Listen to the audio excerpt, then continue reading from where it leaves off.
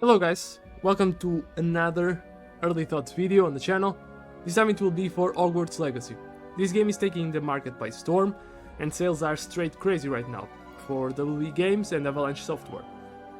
I have played over 10 hours and I have some idea and general understanding of the game systems and story, but I have to admit, like many others, I was skeptical, not only because this is wbgames, as a publisher who put out the disaster Gotham Knights not so long ago, and also included very predatory microtransactions on Middle-earth Shadow of War, but also because Avalanche Software, not to be confused by the makers of Mad Max and Just Cause Avalanche Studios, they are very unexperienced when it comes to delivering a AAA title and have mostly released indie titles.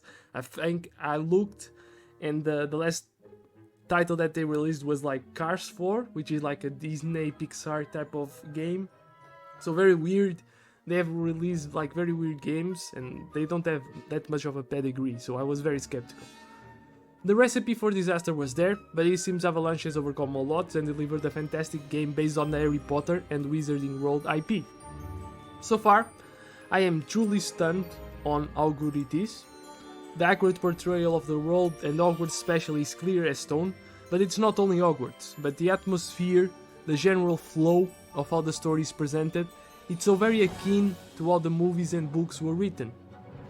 It really feels like Avalanche understood the world, the lore, and from the first minute they started building out the roots of a great game. The initial cutscene and overall tutorial left me without words. It's truly magical, I won't spoil it, but if you watched any of the movies you'll certainly feel that familiar Harry Potter vibe. The little combat I had the chance of doing has been super fun. Seems Avalanche took the basic spells and gave those to you as freebies, as they are required for most of the puzzles and collectible farming and you'll be doing around Hogwarts and the world map in general. The combat spells need to be unlocked through main quests and side quests, but overall I really enjoy how they designed the combat. It's very fast paced, you can dodge around, but you can also use Protego, or a shield, when an enemy is about to hit you with a spell, and instantly you can cast Stupefy to hit them if you time it right, so they get stunned. Other combat spells have some type of color matching, where the enemy casts Protego, but if you use the correct color-coded spell, let's say an enemy's Protego is purple, or their shield is purple, then you use a purple spell like Accio, for example, to break it. If you use a different color-coded spell, you'll be returned with your own spell, which is pretty cool, and all of this is super fast whilst in combat, so on the hardest difficulty you have to think quickly and adapt on your feet. Still, I don't have as much playtime on combat because, yes, the first 5 to 8 hours of the game, depending on how much you get lost running around Hogwarts and finding collectibles, doing side quests and just exploring in general, basically have almost no combat. Which is another topic, this game is so filled and packed with lore and content that you just won't forget the main story and explore the castle that you have seen so many times in your childhood and just get lost. The puzzles and collectibles all make use of your spells and they are very cleverly designed. I won't spoil anything, but it's just a joy to get them, and I am someone who usually hates collectibles. This is how you do it. Make it interesting and fun to collect this. Well done by Avalanche. The world map is also very big, which I wasn't expecting. And don't worry, you aren't locked into Hogwarts just. You can also visit Hogsmeade, for example, the Forbidden Forest, and even further areas around Hogwarts.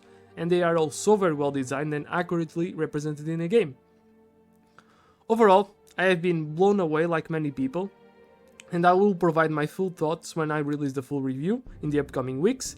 I do have to highlight a small negative so far already, which is no Quidditch. I really hope it comes as a DLC, but if the developers cut it out of the base game to sell it later as a DLC, they can rot in hell, and that's scummy practice that I wouldn't put it past behind the wbgames to do. I hope it's not the case, really. Being in Hogwarts and no Quidditch also feels very, very off. They give you a reason in the beginning of the game why there is no Quidditch. To me, it doesn't sit quite right, you know. I know that a Quidditch game would take a long time to develop, and Hogwarts Legacy is already a really complex project for them. But, I mean, it needs to have Quidditch, come on. So, that's a wrap, guys. I hope you enjoyed my early view and impressions on Hogwarts Legacy. Stay tuned because this week I'll also be posting a full review on Dead Space Remake. after getting all the achievements and beating New Game Plus as well, as perhaps a new early look into either Returnal or Wild Arts is in the cards. So, see you on the next one, and I hope you enjoy the upcoming videos and this one as well. See you on the next one, guys.